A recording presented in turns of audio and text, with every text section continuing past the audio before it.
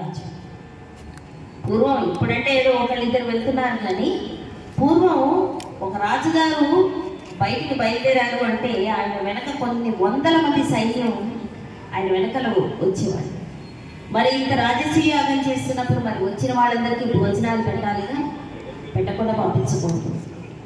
కనుక ఆ పర్యవేక్షణ అంతా కూడా, అంటే భోజనాల పర్యవేక్షణ అంతా కూడా ధర్మరాజు భీమసేనుడికి అప్పగిస్తారు.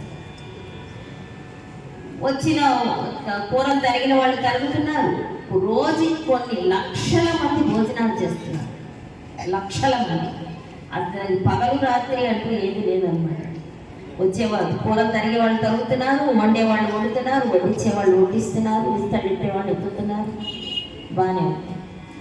మరి ఈ చెత్త అంతా ఎక్కడ వేయాలి?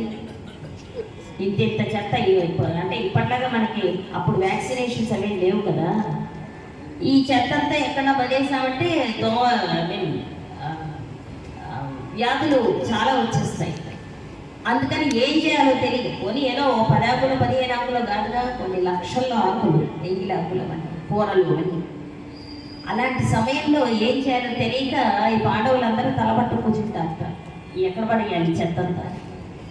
అప్పుడు నారదుల వారు వచ్చి, ఇంద్రలోకంలో పురుషామృగము అని ఒక జంతువు ఉంది ఇంద్రుడి ఆధీనంలో. ఆ పురుషామృగం లక్షణం ఏంటంటే, దాని ముందు ఎంత పెద్ద గుట్ట, చెత్త గుట్ట పెట్టినా అది ఒకేసారి ఆ గుట్టంతా మింగేసి దాంట్లో అది ఆహుతి చేసేసుకుంటుంది. మళ్ళీ బయటికి ఇవ్వడం అదే ఉండదు, అంతే లోపలే అదే ఆహుతి చేసేసుకుంటుంది. కనుక మీరు ఆ పురుషామృగాన్ని తెచ్చుకోగలిగితే మీ సమస్య తీరుతుంది అని. దానికి కూడా ఈ ధర్మరాజు భీమసేనుడినే పంపిస్తాడు. వెళ్తూ వెళ్తూ దారిలో హిమాలయాల్లో భీమసేనుడు ఆంజనేయ స్వామిని కలుస్తాడు. ఇద్దరు వాయుపుత్రులే కదా. సరే, అగ్రజ అనుకున్నారు, అనుజ అనుకున్నారు, బాగానే ఉంది. ఈయన వెళ్తున్న పని చెప్తాడట భీమసేనుడు. దానికి హనుమంతుడు నవ్వి, దానిలో ఉన్న మంచి చెప్పారు నారదుల వారు, సంతోషం. మరి దానిలో ఉన్న చెడు చెప్పలేదా? పురుషామృతంలో ఉన్న చెడు ఏమిటి అంటే,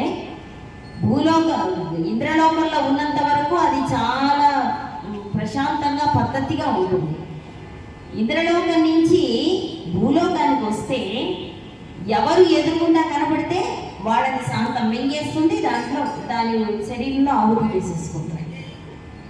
అనగానే ఎప్పుడూ భయపడని భీమసేనుడు మొట్టమొదటిసారి భయపడతాడు. ఎందుకంటే ఇంద్రలోకం నుంచి భూలోకానికి వస్తే మొట్టమొదటి చూసేది ఎవరు?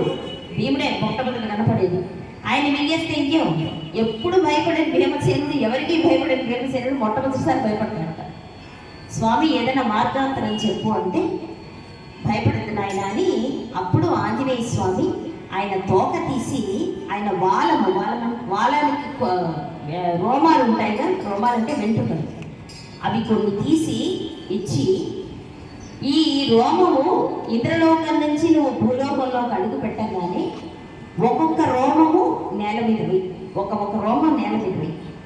అక్కడ ఒక శివలింగం పుడుతుంది. ఈ పురుషామృగం మహాశివభక్తి దానికి.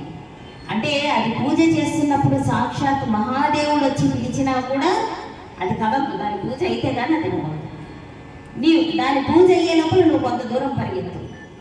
దాని పూజ అవ్వగానే మళ్ళీ నీ దగ్గరకు వస్తుంది, ఒక రోమం పోయి మళ్ళీ ఒక శివలింగం పుడుతుంది.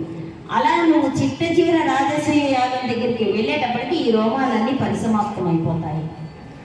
అనగానే భీమసేనుడు అంటారు, మరి అక్కడ అంతమంది ఉంటారు కదా ఎలా స్వామి అంటే, అక్కడ శ్రీకృష్ణ పరమాత్ముడు ఉన్నాడు, ఆయన చూసుకుంటాడని చెప్తాడు. అనేటప్పటికి ఏదైతే హనుమంతుల వారు చెప్పారో భూలోకానికి రాగానే అదే జరుగుతూ వచ్చింది. ఈయన ఒక రోమం వేయడం, భూమి నుంచి శివలింగం పుట్టడం, అది పూజ చేసుకోవడం, ఇట్లా చిట్ట చివర రాజసూయాగం దగ్గరికి వెళ్ళేటప్పటికి భీమసేనుడు శాంతం లోపలికి వెళ్ళిపోతాడు. కానీ ఈ పురుషామృగం దాని ఆయన పాదం పట్టుకుంటుంది. పాదం కూడా కాదు, పాదం వెనక భాగం. నేను శాంతం లోపలికి వచ్చేసాను, నేను నీకు ఆహారం కానక్కర్లేదు అంటాడు భీమసేనుడు. నేను నిన్ను పట్టుకున్నాను కాబట్టి నువ్వు నాకు ఆహారం కావాలంటుంది పురుషామృగం. ఇద్దరి మధ్య వాదన జరుగుతుంది.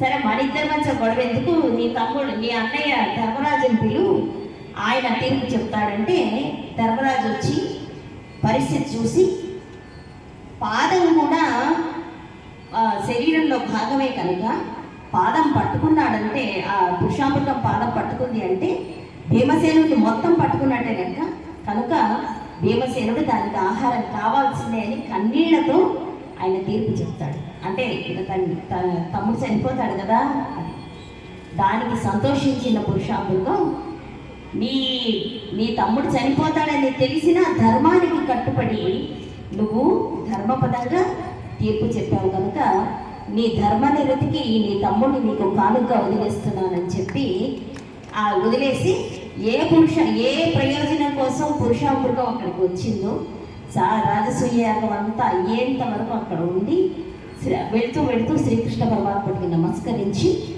మళ్ళీ తిరిగి ఇంద్రలోకానికి వెళ్ళిపోతుందంట.